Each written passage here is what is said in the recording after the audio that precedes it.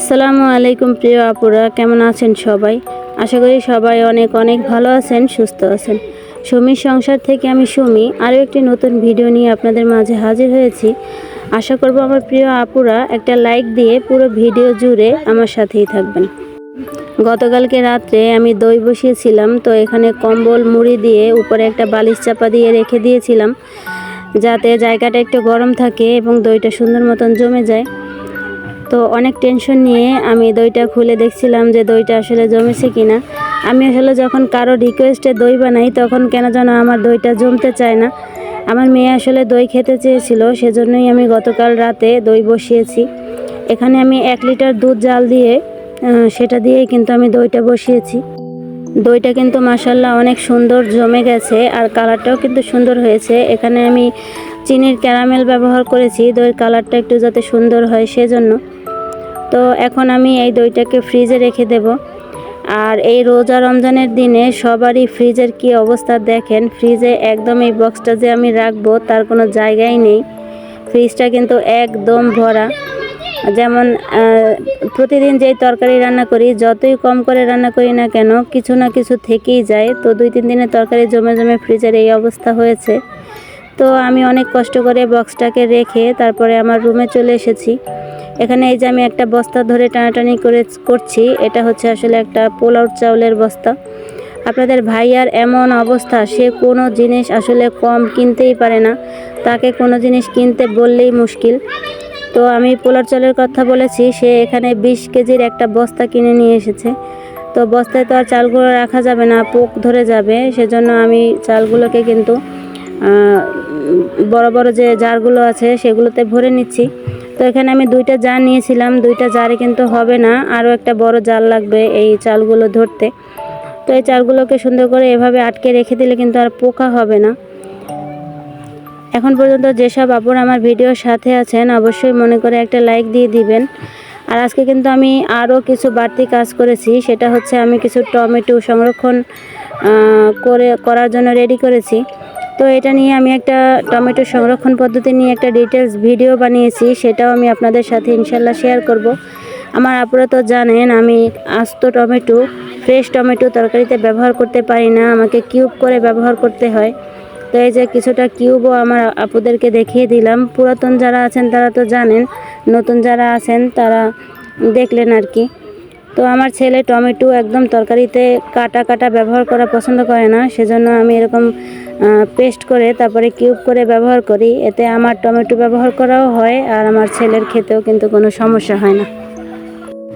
এখন এই বক্সগুলোকে কিন্তু আমি ডিপ ফ্রিজে সংরক্ষণ করব।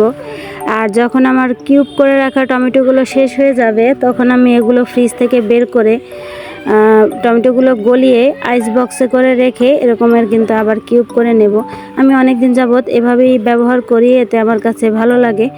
আর আমি কিন্তু 3:30টার দিকে সেহরির জন্য রান্না বসিয়ে দিয়েছি। এখানে আমার নিজের বাগানের লাউ শাক আমি চিংড়ি মাছ দিয়ে রান্না করছি, আর রান্না করছি গরমের তরকারি, সেটা হচ্ছে চিচিঙ্গা। চিচিঙ্গা এই বছর এই প্রথমই আনা হয়েছে, তো এটাকে আমি ডিম দিয়ে ভাজি করব। চিচিঙ্গা কিন্তু একটু কচি কচি থাকলে ঝোল রান্না করলেও ভালো লাগে। তো এই চিচিঙ্গাগুলো একটু বেশি বাড়তি বাড়তি ছিল, সেজন্য আমি কিন্তু ডিম দিয়ে এগুলোকে ভাজি করে নিচ্ছি। ডিম দিয়ে ভাজি করলেও কিন্তু ভালো লাগে, চিংড়ি মাছ দিয়েও কিন্তু রান্না করা যায়, তাহলেও কিন্তু খেতে ভালো লাগে। পাশের চুলায় আমি কিছু চাপিলা মাছ ভেজে নিচ্ছি, আর এই মাছগুলোকে কিন্তু রান্না করব না, এভাবে ভেজেই খাবো। আর আমি কিছু চিড়া ভিজিয়ে রেখেছি দই চিড়া খাওয়ার জন্য। তো চিড়াগুলো কিন্তু সুন্দর মতন ভিজে গেছে। আর শাকটা রান্না করা হয়ে গেছে, এটাকে এখন আমি বাটিতে বেড়ে নেব। আর দইটা যে ফ্রিজে রেখেছিলাম সেই দইটা বের করে এখান থেকে কিছুটা দই আমি একটা ফ্রিজে বেড়ে রাখলাম, আর এই দইয়ের বাটিটা কিন্তু আবার আমি ফ্রিজে রেখে দেব। তো দইটা কত সুন্দর জমেছে সেটা আমার আপুদেরকে একটু দেখিয়ে দিচ্ছি। আসলে আমার শ্বশুরাব্বা তো ঠান্ডা দই খেতে পারবে না, সেজন্য ওনার জন্য আগে থেকে একটু বের করে রাখলাম যাতে গরম হয়ে যায়। আর রান্না বাড়া একদম কমপ্লিট, সব তরকারি কিন্তু বাটিতে আমি বেড়ে নিয়েছি। এগুলো আর ফ্রিজেও রাখবো না, বাইরেই রাখবো। রান্নাঘরে যে কিচেন অর্গানাইজারটা আছে সেটার মধ্যে কিন্তু আমি রেখে দেব।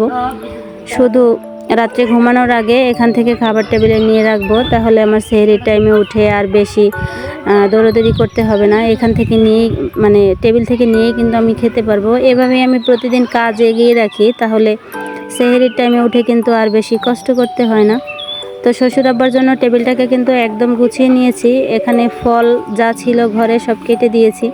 আর ওনার জন্য এই যে দই চিড়া দিয়েছি, কলা পাশে রেখে দিয়েছি। আর আমাদের জন্য যথারীতি নিচে আয়োজন করা হয়েছে। আজকেও আপনাদের ভাইয়ে কিন্তু ইফতারিতে বাসায় আসবে না, তো আমরা ইফতার করব। আমার মেয়ে কিন্তু মুড়ি মাখার জন্য বেগুনি পেঁয়াজু যেগুলো আছে সেগুলো সব রেডি করে নেবে। আমরা দই চিড়া সবার জন্য কিন্তু আলাদা আলাদা করে পিসে বেড়ে নিয়েছি। আর আপনাদের ভাইয়ে কিন্তু দই চিড়া খেতে একদমই পছন্দ করে না, সে শুধু একটু দই টেস্ট করেছিল আমি ঘরে বানিয়েছি দেখে। আর আমরা সবাই দই চিড়া কিন্তু অনেক মজা করে খেয়েছি। এই যে আমার মেয়ে কিন্তু সবগুলো ভেঙে নিচ্ছে মুড়ি মাখার জন্য। আর রাতে আপনাদের ভাইয়া মাছ নিয়ে এসেছিল, সেই মাছগুলো মানে কিনতে গিয়েছে দেখি সে কিন্তু ইফতারিতে বাসায় আসতে পারেনি, বাইরে ইফতারি করেছে। আর এই লোকের এত ধৈর্য, সারাদিন রোজা রেখে অফিস করে আসার সময় মাছ নিয়ে এসেছে। আর এখন এই মাছগুলো কাটতে কিন্তু সেই বসে গিয়েছে, দেখেন সে মাছ কাটছে আর আমি কিন্তু ভিডিও করছি।